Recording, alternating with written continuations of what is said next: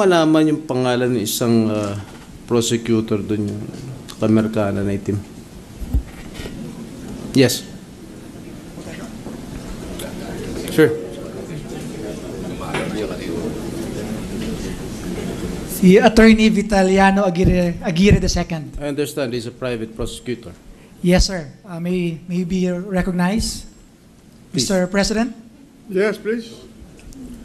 Ginoong Aguirre, kanina ho, nung nagsasalita si Senadora Miriam Defensor Santiago, mulat sa poll, nung tumayo si Senadora Miriam Defensor Santiago, hanggang natapos si Senadora Santiago, ay nakalagay po ang inyong kamay sa inyong tenga.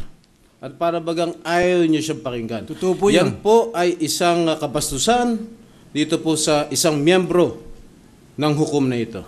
Hindi Kung na- yun pa, yung